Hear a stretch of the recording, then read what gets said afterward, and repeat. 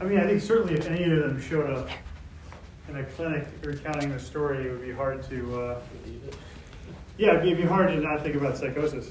I think that's an easy starting point, right? You started sort of the easy one. And let's choose Ash. He seemingly survives, meaning that he's got a chance to present the clinical attention. And everyone here is seeing the light. You're all going into psychiatry. So at some point, he will see you for an evaluation, right? You can't tell with the mask on, but tongue wasn't cheek there. I got it. So, all right. What we know from our patient's history is what we know from having watched the film, right? So that's right now all we have to work on. So we're thinking that this may be, again, framing this first as normal behavior until there's evidence that it's not. Once we feel comfortable determining that this is not culturally sanctioned, it is not part of a culturally sanctioned norm, therefore it's deemed to be abnormal. The next question is it disordered? Meaning that does it cause clinically significant distress or impairment? And I think it's safe to say that in ASH it does. So this is the context where how we formulate human behavior. And if we're now going to get to a diagnosis of this abnormal and disordered behavior, it's best to progress through two answer choices, right? So we'll keep the medical student frame of mind. Either multiple choice, it's A mood anxiety spectrum, or choice B, psychotic dissociative. So it sounds like psychotic dissociative is the path we're going to take here. This is only an avenue. It doesn't do anything but tell us how we're going to get to our most likely and differential diagnosis. If we're wrong, it just means that we took the wrong path. We will end up in the same place. So choice B is our chosen path. If choice B, there's got to be an illness from which we are going to arbitrarily choose to work from. In prior discussions, that choice will always be schizophrenia. So this is not movie-centric. This is not patient-centric. This is a way I would prefer you think through a diagnosis. Start with schizophrenia. What are the defining criteria of schizophrenia, specifically the capital letter A, inclusion criteria, of which there are 5, defining schizophrenia? Apathy. So negative symptoms, good. Illusion. Negative symptoms, I'm still keeping you at 1 point. No double dipping. Delusions. 2. Oh, I thought you meant to go through the A's. No, you're good. Oh, But clearly, I was not straightforward. Hallucination. Hallucinations, good. 3. Significant impact on Well, of thought. and Speech. and thought and speech are the same thing. Concentration. Same thing. It's like What? like day-to-day things. More specific. Behavior. Grossly disorganized or catatonic behavior is the 5th and final symptom of schizophrenia, of which we need 2. Okay? Brief pause. These positive symptoms, that is, those symptoms that are defined through the pathological presence of something that at baseline should not be there. Like right now, as I'm observing the students, there is no evidence of delusions, hallucinations, disorganization of thought process or speech, nor any disorganization or catatonic behavior. None, right? That's a normal. That's a norm. Evidence of any of the above is the pathological presence of something that should not be there. Positive symptoms. Give me the neurotransmitter, give me the aberration, and give me the CNS location. Dopamine. Dopamine, too high or too low? Too Too high dopamine, elevated dopamine levels, where? Perfect, right? Mesolimbic tract, right? Midbrain meso to the limbic system. Excess dopamine results in any or all of the above positive symptoms. Negative symptoms, mesocortical, too high or too low? Too low, what neurotransmitter? Same, right? Good. So, at least for learning purposes, a little oversimplistic with regard to real pathophysiology, but for learning purposes, a shunt phenomenon, right, where dopamine gets shunted away from the the mesocortical, causing too low dopamine level there, over to the mesolimbic, resulting in excess dopamine there. You have both negative and positive symptoms. A little oversimplistic, but it works in terms of learning and reinforcing that neurotransmitter deficit/excess. All right. So at this point in our clinical reasoning, our formulation, we have to appreciate that this condition called schizophrenia is a diagnosis of exclusion. So you are now going to tell me the 5 mental disorders that the American Psychiatric Association says we must investigate and rule out in order to rule in schizophrenia. Mood disorder? Primary mood disorder, excellent, that's one. Like a delusional disorder?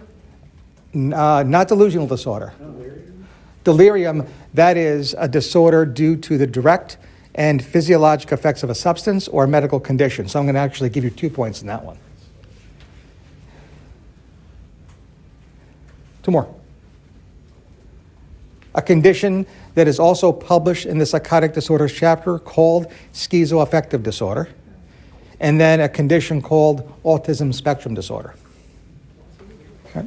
Yeah, all have to be investigated. Now, I saw the eyebrows go up. Couldn't read the nose or the mouth, but the eyebrows went up. So for autism spectrum, the idea here is that if somebody is afflicted with severe ASD, they may present with disorganization of behavior, disorganization of speech/thought process. They may be misdiagnosed as having 2 symptoms of schizophrenia. So, right? Now, if an ASD is truly a condition that is a pre-existing condition in the past psychiatric history, individuals with that condition who present with hallucinations and delusions can still be diagnosed with schizophrenia, because those 2 positive symptoms would not be accounted for by the pre-existing condition, specifically autism spectrum disorder. So there is overlap, but then again, there are other signs that do not overlap. So that's what the clinician would pay attention to. So in ASH, we see delusions and hallucinations, even if the prequel to this movie had ASH afflicted and diagnosed with ASD, doesn't matter. We're still right where we need to be. So this looks like a fictional case of new onset psychosis rule out schizophrenia. And we'd be right at this point in our formulation of what ails ASH. On the other hand, there's one final step, and that is there anything else in this film that is not explained away by anything we discussed up to this point? If your answer is no, it's all explained, we're done. However, if you believe that there are things you observed that are not explained by anything we've already discussed, there's more discussion to be had, hence a differential. Any thoughts here?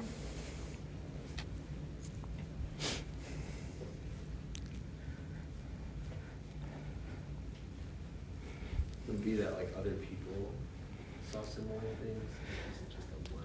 Certainly depending on your perspective. If you have the perspective that everything you see is through the vantage point of our main character, I'm not so sure other people are experiencing the same things.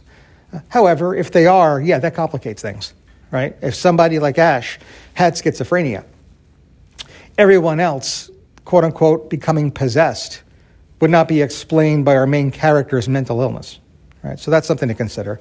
That's when we get to the notion of shared psychotic disorder, which of course applies to every horror movie ever made. I mean, with some exception, I guess, which is why we won't discuss it today, because it is so true. And we've previously discussed it, but that's, again, the major point here, is that you're already set for that on your shelf, or for your shelf exam. I guess the breaking and entering part, I guess, Breaking and entering, all right. separate from that. It might be. Again, I might challenge that and say, remember what our starting point should always be, and that's normal behavior. Who hasn't wandered in the woods and come up on a cabin and wanted to go in it.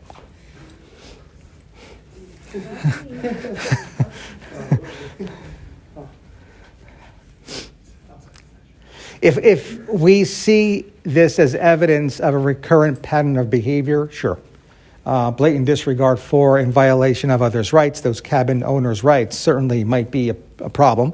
And antisocial personality might be at the very top of our list. And oh, by the way, he did chop off his girlfriend's head. But she was possessed. But all right. It is true, she had something going on.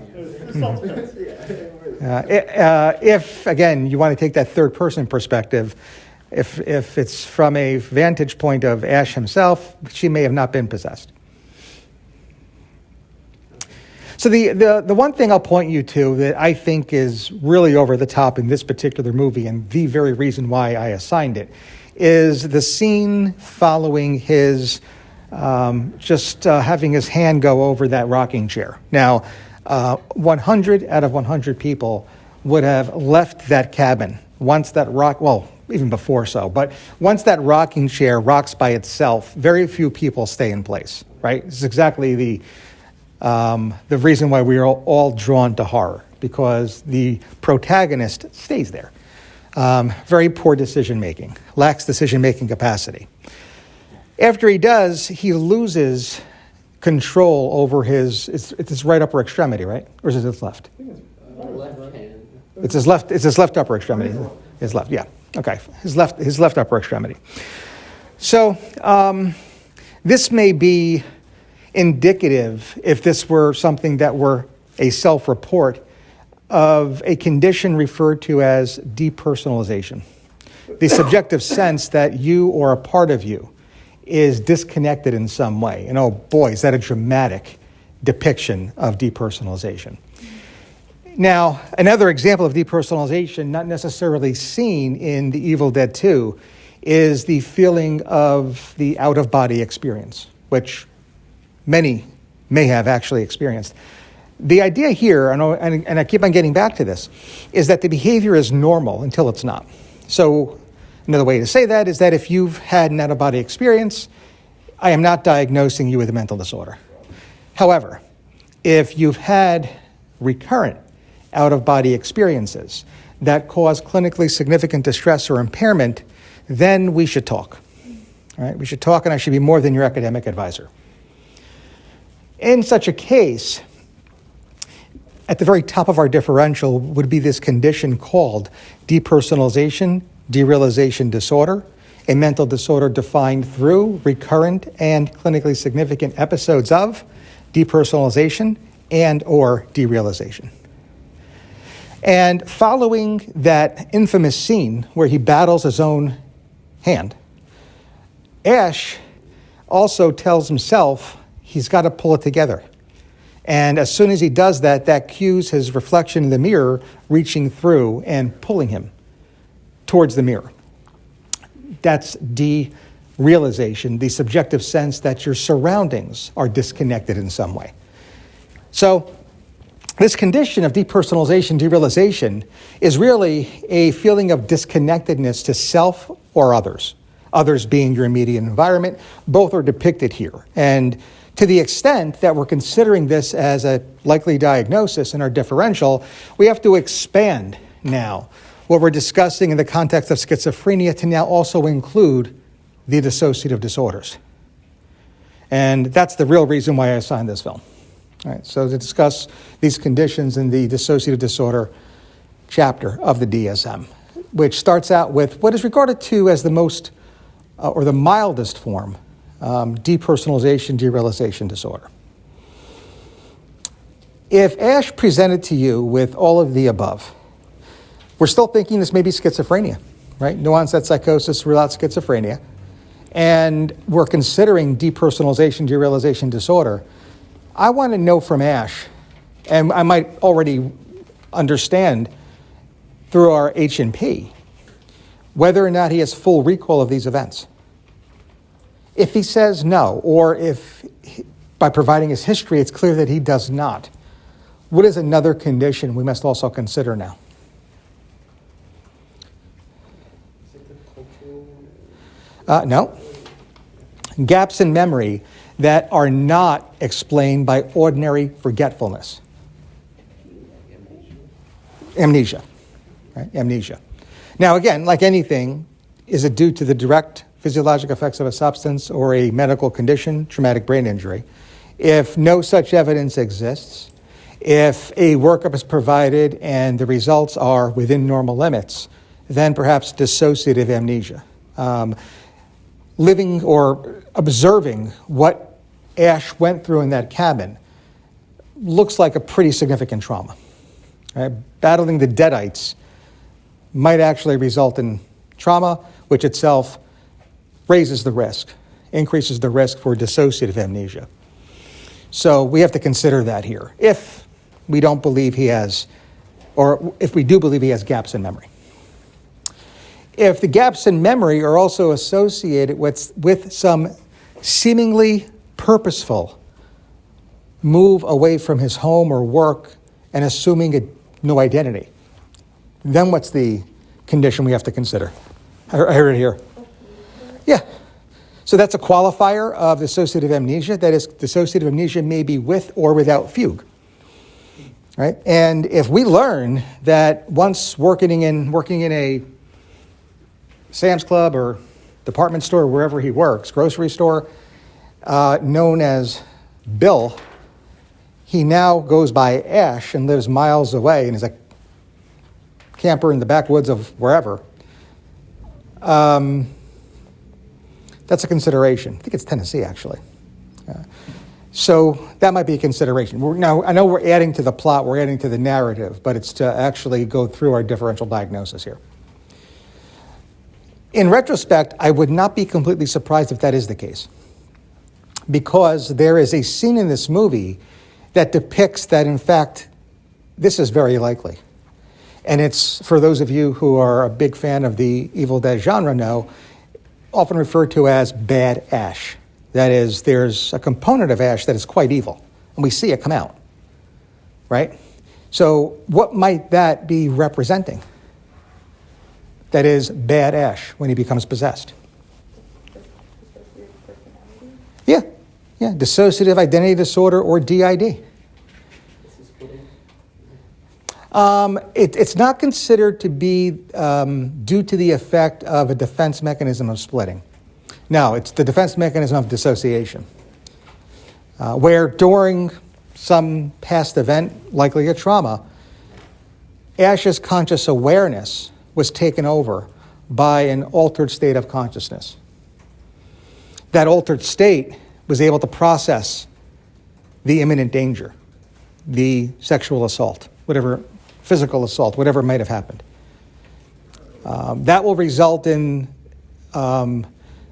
poor encoding of memory, dissociative amnesia. But if so, it might be so severe that that part of his self could fracture off and become a distinct personality state. So now he has his personality, we'll call that Ash, and then the other, often referred to as an alter, referred to in the wiki world as bad Ash. If once bad Ash resolves and Ash is back and is awake and is alert, if we asked, he may not recollect what he did as bad Ash. So it's true that there are aspects of dissociative amnesia, but that's part of DID. And if your patient tells you both are going on, if they tell you that there is evidence that there's an altered state that takes over his conscious awareness, that's DID, during which he has no recollection, that's dissociative amnesia. The single best answer is DID. DID incorporates dissociative amnesia. You do not make both diagnoses. Similarly, he's likely to tell you, and by the way, I battled my arm. There was a point before I had to cut it off, Doc, that I had no control over it and it was beating the crap out of me. You would not diagnose depersonalization, derealization disorder having identified that as clinically significant depersonalization. While that's true, that would be part of the DID state. So DID explains all of the above. You don't make separate diagnoses. Right? So largely due to that very infamous scene of his battling his own arm, resulting in it needing to be cut off. This movie, I think, better describes the dissociative disorders. However, I want to circle back to our original provisional diagnosis of schizophrenia. If we determine that reality testing does not remain intact, we cannot let go of this idea of schizophrenia. However, if this patient appears to have adequate insight, then we can, and we will solely focus on the dissociative disorders with DID being the most likely diagnosis, despite the most infamous scene, arguably, in any horror movie, representing clinically significant depersonalization. Questions? Yeah, so then are you saying that someone with DID in their in their alters, as well as like their original self, they cannot exhibit any signs of psychosis? So, textbook, yes. Real life, no. Emerging literature suggests that that is in fact not the case, that a significant percentage of individuals with dissociative disorders will manifest psychosis. I think the last number I saw was up to 70%. And vice versa. People with established schizophrenia, for example, do relate episodes of dissociation. So the textbook is artificial. The test question on your shelf exam will be artificial. It's printed in the DSM, that is the DSM-5, still artificial. That reality testing remains intact in diagnosing these major dissociative disorders. Right? But in the real world, it's a little bit more murky.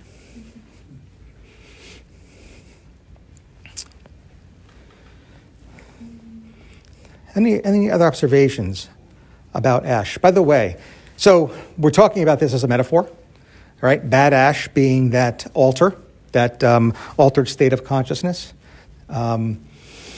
However, in the DSM-5, this is the publication that came out in 2013, it's much, I think, more concrete.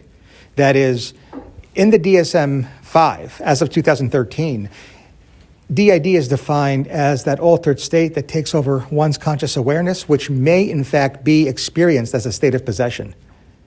So that P word is actually in the diagnosis of DID now.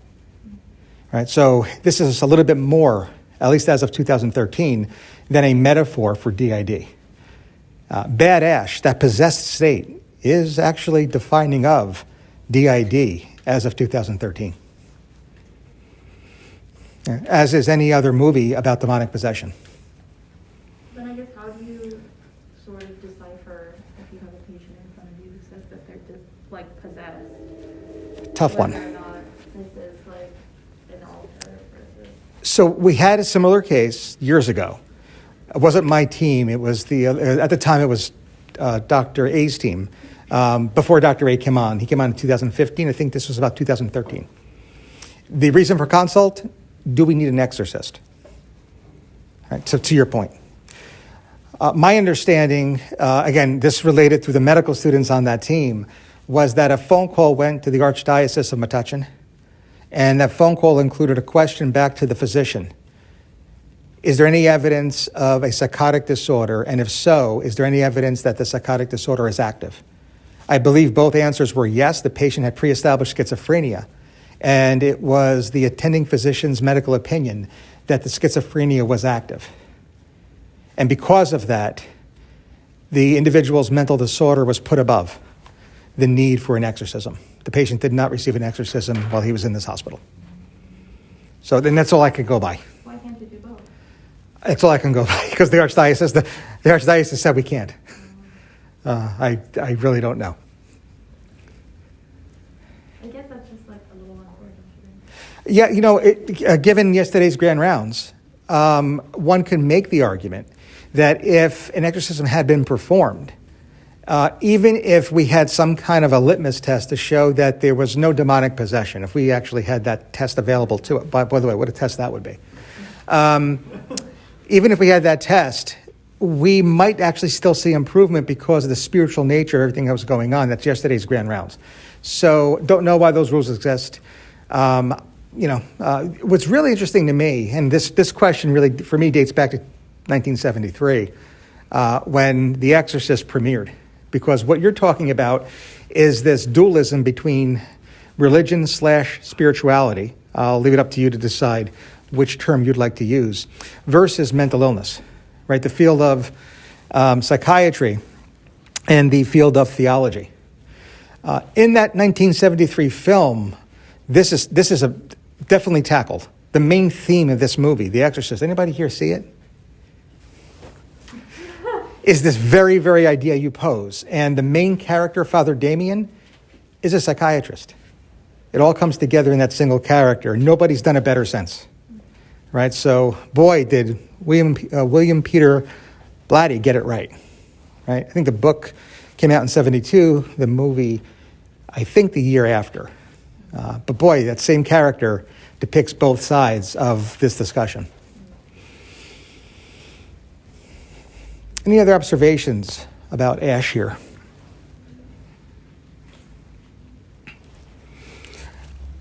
We discussed schizophrenia. We discussed aspects of depersonalization. We discussed aspects of dissociative amnesia, as well as dissociative identity disorder. None of which are going to be our single best answer if we consider this to be culturally sanctioned. None of which we would consider to be a mental disorder or as a mental disorder if even culturally sanctioned, not causing clinically significant distress or impairment. And by the way, none of which would really be considered if all of the above, but due to the direct and physiologic effects of a substance or medical condition. So again, that's a stepwise approach we always have to remind ourselves about. Why is it not considered a mental illness unless it only causes like severe impairment? I think that's the APA's stance that abnormal behavior is simply defined by a culture. And anything that a culture says is quote unquote abnormal should not be medicalized, should not be pathologized. What is severe though? Severe is when either the patient or their support system or other tells you it's impacting their functioning. That's it. That's always going to be that line to draw. Any evidence of that, we can use the D word, disorder. Right? And these illnesses, previous to 2013, previous to the publication of the DSM-5, were not necessarily labeled as disorder. In 2013, with that publication, the word disorder now is really at the end of every one of these illnesses. There's a couple of exceptions, but that was definitely an intent. That was a goal of the APA, to call everything a disorder, piggybacking that single criterion that appears on every other page, that it causes clinically significant distress or impairment. Hence, we can call it a disorder. But even if we call it a disorder, it's always attributable to the direct and physiologic effects of a substance and or a medical condition until it's proven otherwise. Is there any evidence of either in the Evil Dead 2?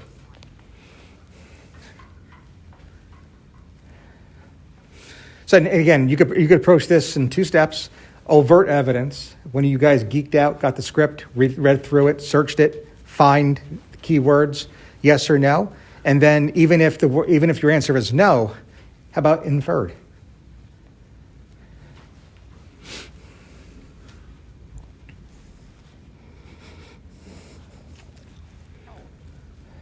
Well, let's take the easy step first.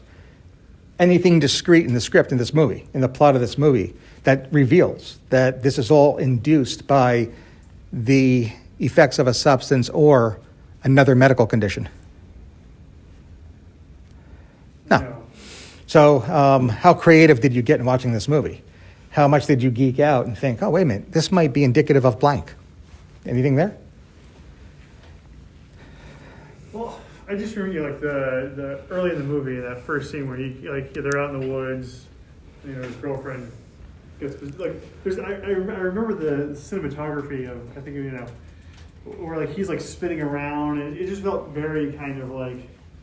It felt very LSD to me. Like I remember the time thinking like this feels so much drug. Like this could be like what I would imagine a drug-induced state could be like. So if you really want to read between the lines. Interesting and careful choice of words, by the way. But yes. So it's disorienting? Yes. All right, put words Yeah, in I your remember mouth. thinking the camera work was disorienting and in an intentional way. And even like, there was a point there where I think right after that, where the camera was like going back in the cabin. And I remember thinking like, this is kind of, like the camera was shaking in a way that was clearly intentional to make you kind of feel shaken up. 100%. 100%. And again, when we begin to deem things on the side of the author or writer or producer to be intentional, let's take note. Okay? So yeah. Now, for the hallucinogens, there are 3 subclasses. Anybody know what the subclasses of hallucinogens are? No? One is a psychedelic. Number 2 is a dissociative. And number 3 is a deliriant. Now, all 3 can induce what we're seeing here, but I think there might be an order to this. So to the extent that it's disorienting, I wonder if this may be, that is the Evil Dead 2, may be a fictional case of a hallucinogen-induced psychotic disorder, specifically a deliriant. Now, the deliriants largely are the product of side effects of either anticholinergics or antihistamines. So you got a guy camping. I wonder if he took something before he went camping. And you were drinking champagne. And he mixed it with champagne. All right, so that's a consideration here. Again, inferred, maybe not discreet in the script, and maybe Sam Raimi takes offense to us even bringing this up, but hey, academic privilege. If not a deliriant, I think second here would be a dissociative. And again, I'm all going with the camera angles, right? We see him chased through the cabin the way, again, the cameras shoot this. And there's that, that third person type of dissociative perspective. So, and we're talking about the dissociative disorder, so why wouldn't a dissociative be near the top of our list? So maybe PCP, maybe ketamine. Dissociatives. And then finally, third, which can definitely induce psychedelic, right? LSD, psilocybin, right? Psychedelics. And if we're thinking substance-induced, the current nomenclature is a substance-induced, in this case, a hallucinogen-induced psychotic disorder. As of 2013, psychosis and dissociative are combined when we talk about substance induction.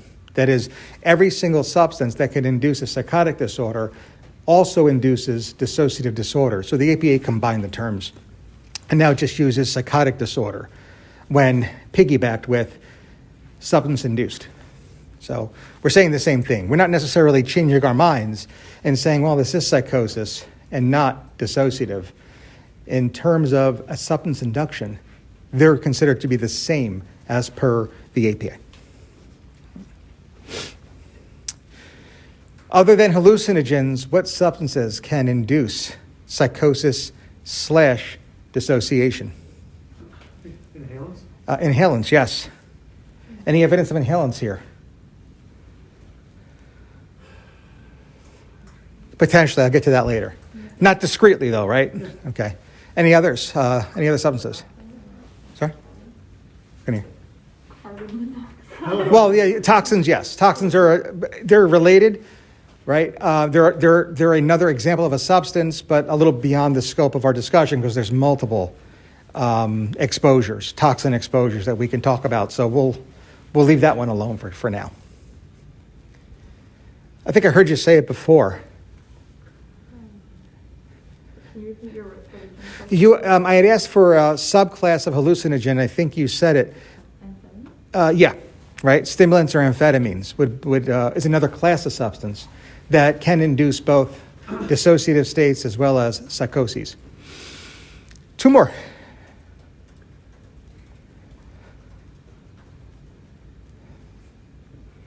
One is discreetly in this film. You mentioned it before.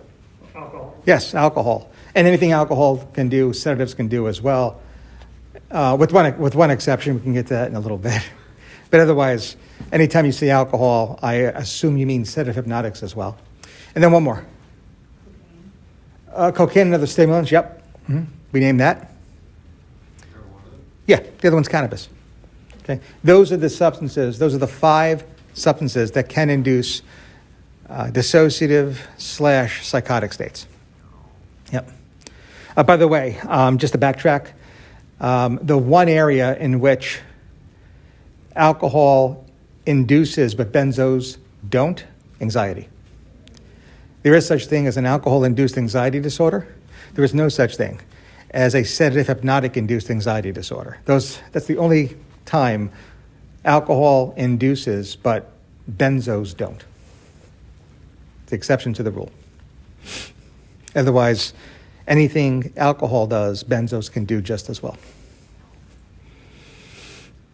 All right. Just a quick question. I know the answer, but I got to ask anyway. It's a Friday, so I may as well start my weekend depressed. Anybody here ever see the movie The Cabin in the Woods? Yes. Yeah. Are you being empathetic, or did you really see it? No, there's like a girl and she's like running and.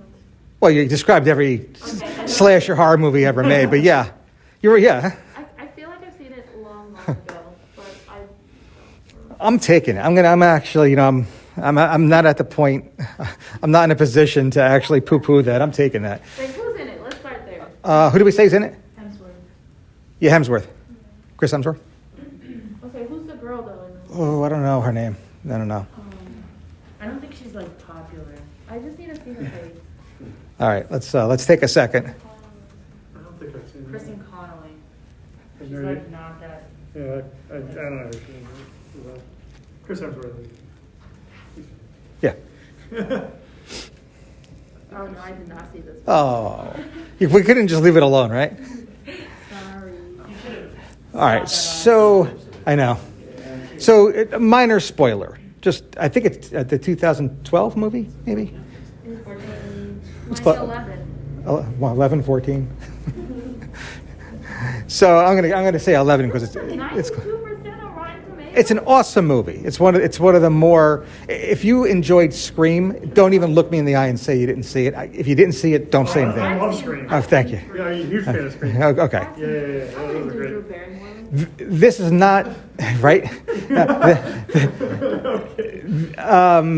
My personal opinion is that The Cabin in the Woods is not quite at the level of Scream, but it's certainly the same genre, meaning that it's a movie within a movie. So if you like horror and you love Scream, you're going to really you're part of the 93%.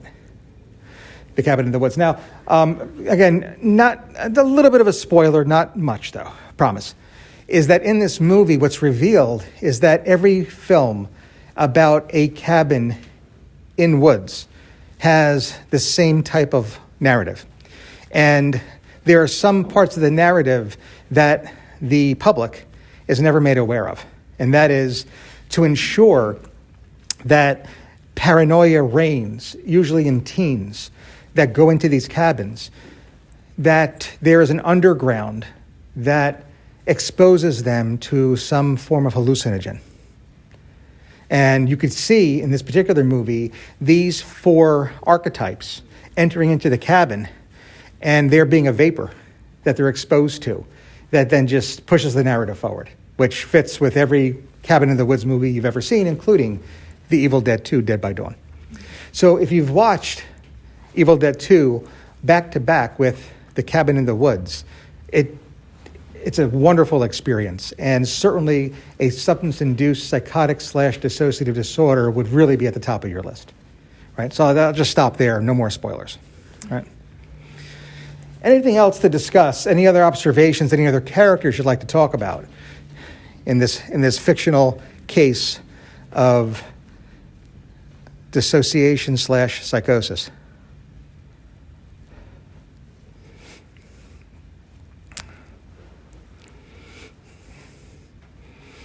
Now we're good. One final question before we end. Has anybody here ever seen the movie Donnie Darko? I know. Anybody here see the movie Melancholia? Who? And that's going to end it for today.